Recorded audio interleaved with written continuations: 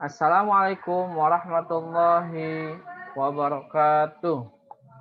Alhamdulillahirabbil alamin. Pada pagi ini kita bisa belajar di pembelajaran jarak jauh SDIT Cahaya Kolbu. Kali ini kita masih belajar tematik kelas 4 SD. Tema 5 pahlawanku, subtema 2 pahlawanku kebanggaanku. Kali ini kita di pembelajaran 5, kita akan belajar IPS.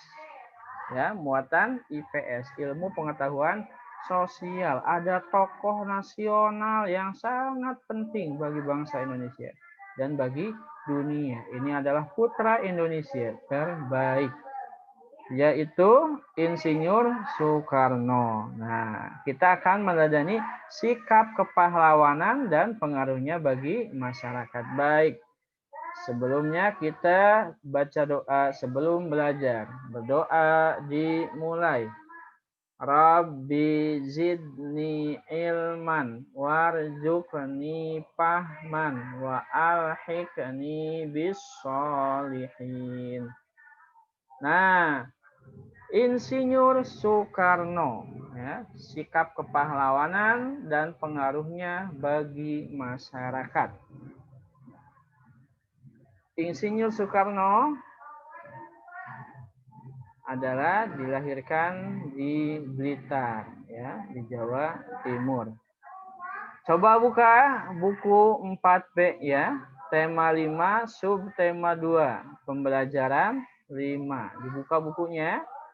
Nah, di situ ada materi pembelajaran 5, muatan IPS ya. Kompetensi dasarnya 3.4. Baik. Insinyur Soekarno adalah tokoh nasional yang mengusulkan dasar negara Indonesia Pancasila. Negara Indonesia yang sekarang kita kenal dengan nama Pancasila, ya, dasar negara kita. Tokoh nasional yang mengusulkan dasar negara Indonesia Pancasila, ya. Jadi sebelum merdeka, Bung Karno beserta rekan-rekannya mengadakan rapat persiapan kemerdekaan Indonesia. Apa yang akan menjadi dasar negara? Ya, pidato yang terkenal ya, pidato tentang Pancasila oleh Pak Soekarno. Pak Soekarno menginginkan suatu negara yang internasionalisme. Kemudian dasar negara yang berketuhanan yang Maha Esa sesuai dengan kebudayaan.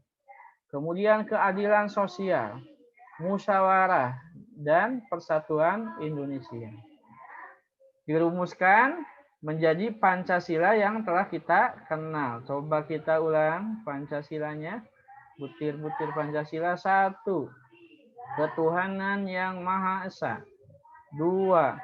Kemanusiaan yang adil dan beradab. 3. Persatuan Indonesia. 4. Kerakyatan yang dipimpin oleh hikmat kebijaksanaan dalam permusyawaratan perwakilan. 5. Keadilan sosial bagi seluruh rakyat Indonesia. Nah, itu adalah bunyi Pancasila yang diusulkan oleh Bung Karno, panggilan dari Insinyur Soekarno. Nah, ini lambang-lambangnya. Baik, kita lanjutkan. Insinyur Soekarno itu adalah proklamator kemerdekaan bangsa Indonesia yang dibacakan oleh Bung Karno waktu itu ketika bulan Agustus 1945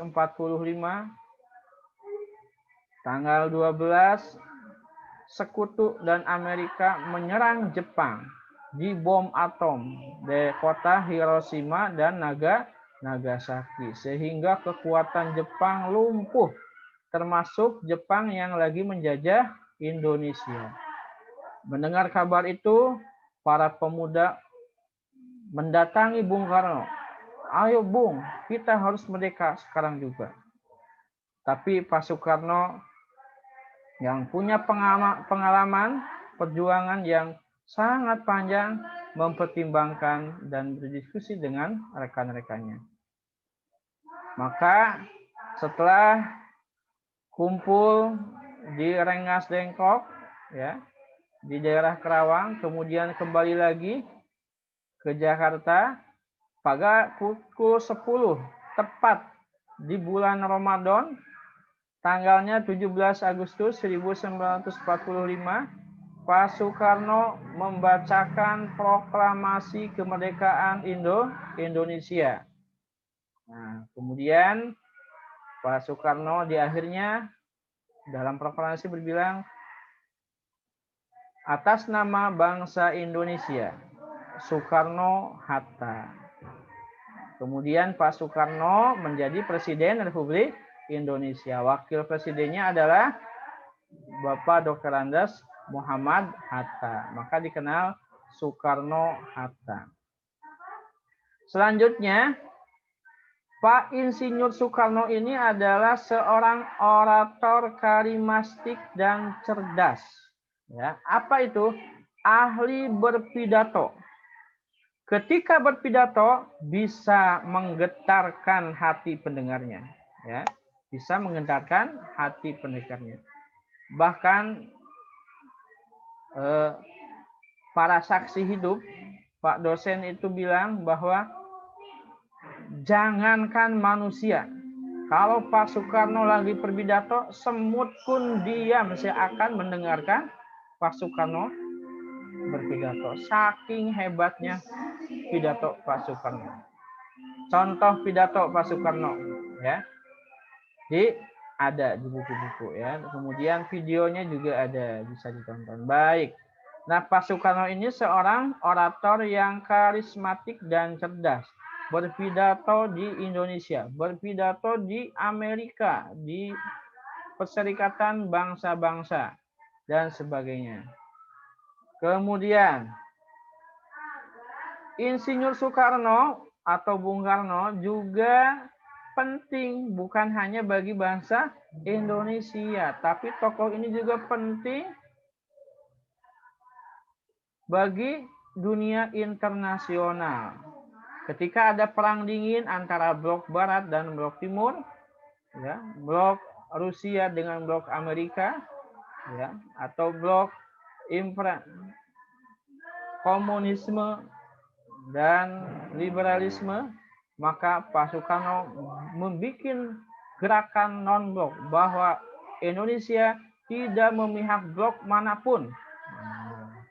Akhirnya Pak Soekarno mengundang pimpinan-pimpinan negara di Asia Afrika yang disebut dengan Konferensi Asia Afrika di Bandung.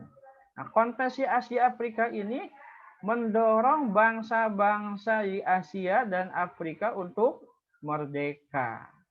Nah, banyak jasa Pak Soekarno sehingga negara-negara Asia Afrika bangkit untuk merdeka melawan penjajahan di negaranya.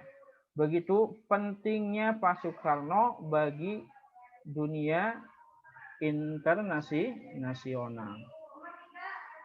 Bahkan juga berjasa bagi kaum muslim. Waktu itu Presiden Uni Soviet mengundang Pak Soekarno. Pak Soekarno tidak mau. Saya tidak ada alasan untuk datang ke Uni Soviet.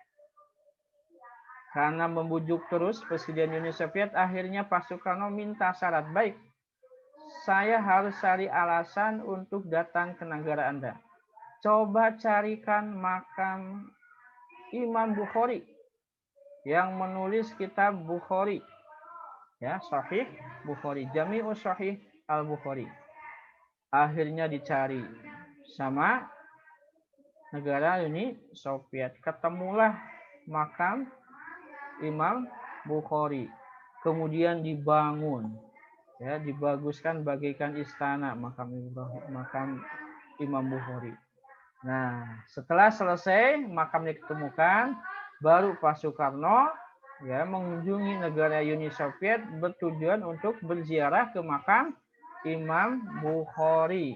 Nah, itu jasa yang sangat luar biasa, ya. Baik, kita sebagai penerusnya harus senantiasa meneladani perjuangan dari Pak Soekarno, Presiden pertama Republik Indonesia. Selanjutnya dibuka halaman 110. Kita ada tugas membuat clipping. Ya. Buatlah artikel mengenai perjuangan tokoh-tokoh nasional. Nah, tokoh nasional kemarin kita sudah belajar Pangeran Diponegoro, kita sudah belajar Pangeran Antasari, Sultan Hasanuddin, dan Bung Karno. Juga tokoh-tokoh yang lain. Kamu bikin clippingnya tuh, gambarnya, cari tuh gambar-gambarnya, dikumpulkan nama-nama tokoh pahlawan. Nanti kita akan tempel di kelas. Baik, selamat mengerjakan tugasnya. Kita tutup pelajaran IPS kali ini. Mudah-mudahan banyak contoh yang bisa kita teladani. Berdoa kita mulai. Allahumma anfa'na bima 'allamtana wa 'allamna alladzi yanfa'una wa zidna ilman.